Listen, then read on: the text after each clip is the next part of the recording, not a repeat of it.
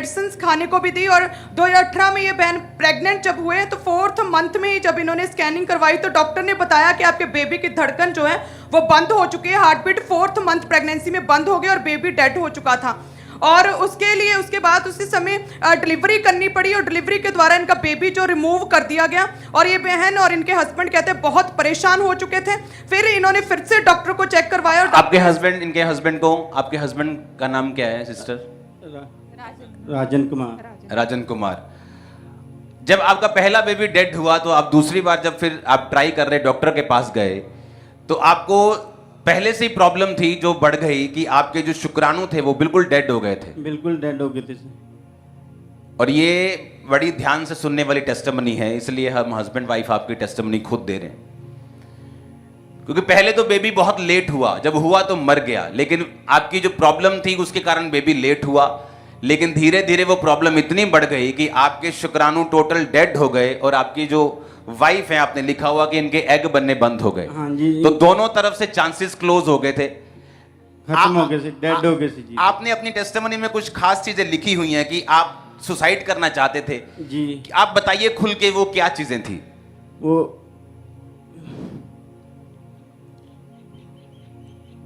Apostle जी इतनी नहीं, हमको बोलने तो आप खुल के बताओ क्या क्या दिमाग में आता था, क्या सोचते थे? ਪਾਪਾ ਜੀ ਦਿਮਾਗ में ਇਹ ਆਂਦਾ ਸੀਗੇ हाँ पंजाबी च बोलो, खोल के बोलो। ਵੀ ਸਾਡੇ ਵੀ ਬੇਬੀ ਨਹੀਂ ਹੈਗਾ, ਲੋਕ ਸਾਨੂੰ ਤਾਨੇ ਮਾਰਦੇ ਹੀ ਬੋਲਦੇ ਵੀ ਤੁਹਾਡੇ ਬੇਬੀ ਨਹੀਂ ਹੈਗਾ।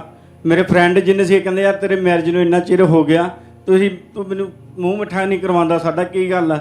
ਮਾਂ ਕੋਈ ਗੱਲ, ਮੇਰਾ ਪਰਮੇਸ਼ਰ ਮੇਰੇ ਨਾਲ ਆ, ਤੁਹਾਨੂੰ ਇੱਕ ਦਿਨ ਮੈਂ ਖੁਦ ਪਾਲਟੀ ਦੂੰਗਾ, ਖਾਂਬੜਾ ਚਰਚ ਵਿੱਚ ਜਾ ਕੇ ਗਵਾਹੀ ਦੂੰਗਾ ਆਪਣੀ।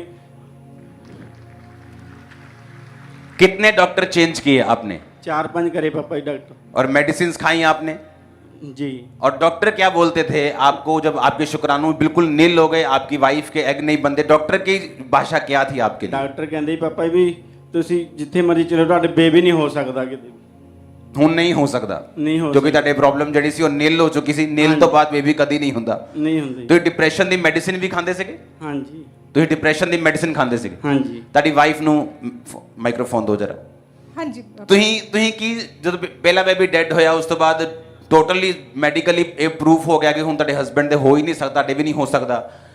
2018 ਦੇ ਵਿੱਚ ਪਾਪਾ ਜੀ ਜਦ ਅਸੀਂ ਅਲਟਰਾਸਾਊਂਡ ਕਰਾਉਣ ਗਏ ਤੇ ਸਾਨੂੰ ਡਾਕਟਰ ਨੇ ਕਹਿਤਾ, ਮੈਨੂੰ ਤਾਂ ਬੁਲਾਇਆ ਹੀ ਨਹੀਂ ਅੰਦਰ, ਮੇਰੇ ਹਸਬੈਂਡ ਗਏ ਸੀ। ਮੇਰੇ ਹਸਬੈਂਡ ਕਹਿੰਦੇ, ਨਰਸ ਕਹਿੰਦੀ ਆਪਣੀ ਵਾਈਫ ਨੂੰ ਅੰਦਰ ਨਹੀਂ ਲੈ ਕੇ ਆਣਾ, ਤੁਸੀਂ ਇਕੱਲੇ ਆਓ। ਮੈਂ ਸੋਚਿਆ, ਮੈਂ ਕਿਹਾ ਮੈਨੂੰ ਕਿਉਂ ਨਹੀਂ ਲੈ ਕੇ ਜਾ ਰਹੇ, ਕੀ ਗੱਲ ਹੈ? ਅਸੀਂ ਜਿਹੜੇ ਮੇਰੇ ਹਸਬੈਂਡ ਨੂੰ ਲੈ ਕੇ ਗਏ ਆ, ਇਹ ਅੰਦਰੋਂ ਨਾ ਅਰਮਾਲ ਨਾਲ ਆਂਸੂ ਪੂੰਝ ਪਾਂਝ ਕੇ ਤੇ ਅੱਖਾਂ ਲਾਲ ਹੋਈਆਂ ਪਈਆਂ ਇਹਨਾਂ ਦੀਆਂ ਤੇ ਬਾਹਰ ਆ ਰਹੇ। ਮੈਨੂੰ ਮੈਡਮ ਜਾਂਦੇ ਜਾਂਦੇ ਮਿਲ ਕੇ ਕਹਿੰਦੀ ਚਲੋ ਨਗਮਾ ਠੀਕ ਹੈ ਮੈਂ ਜਾ ਰਹੀ ਹਾਂ। ਮੈਨੂੰ ਇਹ ਕਹਿੰਦੇ ਦਵਾਈਆਂ ਵਾਪਸ ਕਰ ਦਈਏ। ਮੈਂ ਕਿਹਾ ਦਵਾਈਆਂ ਕੋ ਵਾਪਸ ਕਰਨੀਆਂ, 4ਥਾ ਮੰਥ ਤਾਂ ਆਪਾਂ ਨੂੰ ਲੱਗਾ ਪਿਆ ਆ ਤੇ ਆਪਣਾ ਬੇਬੀ ਤਾਂ ਠੀਕ ਹੀ ਹੋਏਗਾ। ਇਹ ਕਹਿੰਦੇ ਬੇਬੀ ਦੀ ਧੜਕਣ ਬੰਦ ਹੋ ਚੁੱਕੀ ਆ। ਮੈਂ ਟੁੱਟ ਚੁੱਕੀ ਪਾਪਾ ਜੀ। ਤੁਸੀਂ ਲਿਖਿਆ ਕਿ ਤੁਹਾਨੂੰ ਲੱਗਦਾ ਸੀਗਾ ਕਿ ਸਾਨੂੰ ਇੰਨਾ ਚੰਗਾ ਮੌਤ ਆ ਜਾਏ? हाँ पापा जी, मैं तो क्या खुद आया, चाहे तो मैनू मौत दे दे, चाहे मैनू बच्चा दे दे, मैं दुनिया दे नाल रल जा। ਚਰਚ ਕਿੱਦਾਂ ਆਏ ਤੁਸੀਂ? मेरी भैन गुरदासपुर 2018 ਦੇ ਵਿੱਚ ਸਾਡੇ ਬੇਬੀ ਇਸ ਤਰ੍ਹਾਂ ਹੋਇਆ ਸੀ। 2018 ਦੇ ਵਿੱਚ ਮੇਰੀ ਭੈਣ ਨੇ ਗੁਰਦਾਸਪੁਰ ਬ੍ਰਾਂਚ 'ਚ ਜਾਂਦੀ ਹੁੰਦੀ ਸੀ। ਉਹ ਬਹੁਤ ਵਿਸ਼ਵਾਸੀ ਆ। ਉਹ ਕਹਿੰਦੇ ਤੁਸੀਂ ਨਾ ਖਾਂਬੜਾ ਚਰਚ ਜਾਓ, ਸਾਡੇ ਕਹਿਣ ਤੇ ਇੱਕ ਵਾਰੀ ਜਾਓ ਤੁਸੀਂ।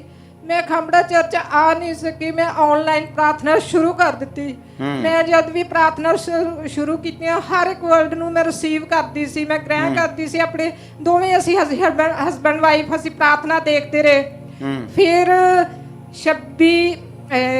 24 ਫਰਵਰੀ 2022 ਨੂੰ ਬ੍ਰਾਂਚ ਦੇ ਵਿੱਚ ਪਾਪਾ ਜੀ ਤੁਸੀਂ ਵਰਲਡਾਂ ਨੂੰ ਬੋਲਿਆ ਸੀ। ਫਿਰ ਤੁਸੀਂ ਸੰਡੇ ਚਰਚ ਜਾਣਾ ਸ਼ੁਰੂ ਕਰਤਾ ਬ੍ਰਾਂਚ ਦੇ ਵਿੱਚ? ਫਿਰ ਅਸੀਂ ਚਰਚ ਜਾਣਾ ਸ਼ੁਰੂ ਕਰ ਦਿੱਤਾ।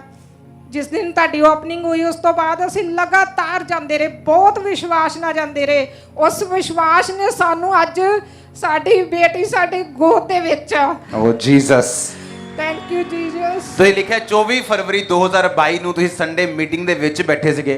ਹਾਂਜੀ। ਜਦੋਂ ਪ੍ਰੋਫੈਟਿਕ ਵਰਡ ਹੋਇਆ ਕਿ ਜਿਨ੍ਹਾਂ ਦੇ ਬੇਬੀ ਨਹੀਂ ਆਪਣੇ ਆਪ ਨੂੰ ਟੱਚ ਕਰੋ, और जिन्ने ब्रांचेस ਦੇ ਵਿੱਚ ਨੇ ਉਹ ਟੱਚ ਕਰੋਗੇ ਮੈਂ ਤੁਹਾਨੂੰ ਵੱਡੀ ਟੈਸਟਮਨੀ ਨਾਲ ਔਰ ਬੇਬੀ ਨਾਲ ਆਂਦੇ ਹੋਏ ਦੇਖ ਰਿਹਾ ਹਾਂਜੀ ਤੁਸੀਂ ਪਟਿਆਲਾ ਬ੍ਰਾਂਚ ਦੇ ਵਿੱਚ ਮੌਜੂਦ ਸੀਗੇ ਅਸੀਂ ਪਟਿਆਲਾ ਬ੍ਰਾਂਚ ਵਿੱਚ ਦੋਵੇਂ ਹਸਬੰਡ ਵਾਈਫ ਜਾਂਦੇ ਹੁੰਦੇ ਸੀ ਅਸੀਂ ਹਰ ਇੱਕ ਸੰਡੇ ਮਿਸ ਨਹੀਂ ਸੀ ਕਦੀ ਕੀਤਾ ਔਰ ਤੁਸੀਂ ਲਿਖਿਆ ਕਿ ਜਦੋਂ ਉਹ ਪ੍ਰੇਅਰ ਹੋ ਰਹੀ ਸੀ ਤੁਹਾਡੀ ਬਾਡੀ 'ਚ ਕੁਝ ਮਹਿਸੂਸ ਹੋਇਆ ਕੀ ਮਹਿਸੂਸ ਹੋਇਆ ਤੁਹਾਨੂੰ ਇੱਕਦਮ ਮੇਰੀ ਲੂੰ ਕੰਡੇ ਇਕੱਠੇ ਹੋ ਗਏ ਪਸੀਨੋ ਪਸੀਨੀ ਮੈਂ ਹੋ ਗਈ ਮੈਂ ਕਿਹਾ ਇੰਨੀ ਮੈਨੂੰ ਗਰਮੀ ਲੱਗ ਰਹੀ ਹੈ ਨਾ ਮੈਂ ਤਾਂ ਪਾਣੀ ਪੀ ਕੇ ਆਈ ਮੈਂ ਕਿਹਾ ਕੀ ਹੋ ਗਿਆ ਮੈਨੂੰ ਕਦੀ ਇੰਨਾ ਪਸੀਨਾ ਨਹੀਂ ਨਹੀਂ ਉਹ ਗਰਮੀ ਦਾ ਮਹੀਨਾ ਸੀਗਾ ਕਿ ਸਰਦੀ ਦਾ ਮਹੀਨਾ ਸੀਗਾ ਨਹੀਂ ਇੰਨੀ ਗਰਮੀ ਨਹੀਂ ਸੀ 24 ਫਰਵਰੀ ਲਿਖਿਆ 24 ਫਰਵਰੀ ਸੀ ਮਤਲਬ ਇਹੀ ਦਿਨ ਹੋ ਗਏ ਨਾ ਹਾਂਜੀ ਹਾਂਜੀ ਇੰਨੀ ਗਰਮੀ ਤਾਂ ਹੈ ਨਹੀਂ ਸੀ ਮੈਨੂੰ ਬਹੁਤ ਗਰਮਾਹਟ ਮੈਂ ਪਸੀਨੋ ਪਸੀਨੀ ਹੋ ਗਈ ਮੈਂ ਆਪਣੇ ਹਸਬੰਡ ਨੂੰ ਦੱਸਿਆ ਮੈਂ ਕਿਹਾ ਮੈਨੂੰ ਇੰਜ ਲੱਗਾ ਜਿਵੇਂ ਨਾ ਮੈਨੂੰ ਕੋਈ ਚੀਜ਼ ਛੱਡ ਕੇ ਜਾ ਰਹੀ ਆ ਗਰਮਾਹਟ ਬਹੁਤ ਮਹਿਸੂਸ ਹੋਈ ਮੈਨੂੰ ਆਪਣੇ ਆਪ 'ਚ ਫਿਰ ਅਸੀਂ ਇਸ ਵਰਲਡਾਂ ਨੂੰ ਰਿਸੀਵ ਕਰਦੇ ਰਹੇ परमेश्वर ने सानू बरकत ना ब्लेस किया। अच्छा एक और बात ध्यान दे, विश्वास में और शक में क्या फर्क है? बहुत लोगों को पवित्र आत्मा छूते है लेकिन उन्हें लगता है कि शायद गर्मी है, शायद जोश आ रहा है, चाहे म्यूजिक लगा हुआ है, इस कारण मुझे ऐसा फील हो रहा है। अगर आपको कोई फिजिकल प्रॉब्लम नहीं है और पवित्र आत्मा आपको छू रहा है तो कई बार आपको मालूम नहीं होता कि पवित्र आत्मा ने मुझे छुआ कि नहीं छुआ। इनके केस में इनको छुआ पवित्र आत्मा ने कि नहीं छुआ, किस चीज से साबित होता है? ये वो केस है कि जब बेबी पेट में डेड हुआ, दोबारा जब टेस्ट हुए तो उसके बाद बताया कि अब शुक्राणु बनते ही नहीं, नील हो चुके हैं, वाइफ के एग नहीं बनता, 5-6 डॉक्टर्स चेंज, लाखों रुपया मेडिसिन, डॉक्टर ने बोल दिया बेबी मेडिकली पॉसिबल नहीं है। बहन जाती थी गुरदासपुर, उसने चर्च के बारे में बताया, ये पटियाला में जाते थे। 24 फरवरी जिस दिन पवित्र आत्मा ने इनको छुआ और जिस दिन इन्होंने कहा कि मुझे ऐसा लगा कि मेरी बॉडी में गर्माहट महसूस हुई। अच्छा हम ये मान लेते हैं कि ठीक है कि ये एक जोश था, ठीक है, ये साउंड का असर था, जोश था, गर्मी थी, नाच के ऐसा किया, हम मान लेते चलो ऐसा हो गया। पर जब नेक्स्ट दिन आप घर जाके आपने अपना प्रेगनेंसी टेस्ट चेक किया तो क्या आया? मतलब मैं प्रेग्नेंट सी, मैं अपने पति ਨੂੰ ਦੱਸਿਆ मैं प्रेग्नेंट है। मेरे पति बहुत खुश होए, थैंक यू जीसस। मेरे पति बहुत खुश होए सी। वो तो खुश होंगे ही। हाँ जी आमीन।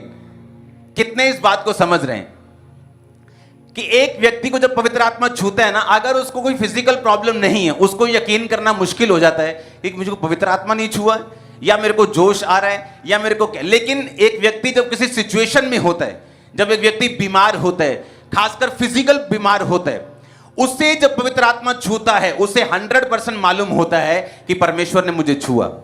इसीलिए जो लोग अविश्वासी होते हैं, जो लोग बीमार नहीं होते, जो लोग हट्टे कट्टे होते हैं, कई बार वो दूसरों को बोलते हैं यार ये पखंड करता है, क्योंकि उन्हें मालूम नहीं कि ये पवित्र आत्मा है, क्योंकि उन्हें जरूरत नहीं है। जिन लोगों को जरूरत होती है, मुझे मालूम है, मुझे पवित्र आत्मा जब छूता था, मुझे फिजिकल जब प्रॉब्लम थी, मुझे बीमारियां थी, जब पवित्र आत्मा मुझे छूता था, मुझे मालूम होता था कि पवित्र आत्मा ने मुझे छुआ है। लोगों के लिए वो पाखंड हो सकता था। अगर मैं कंप्यूटर इंजीनियर हो गया, अगर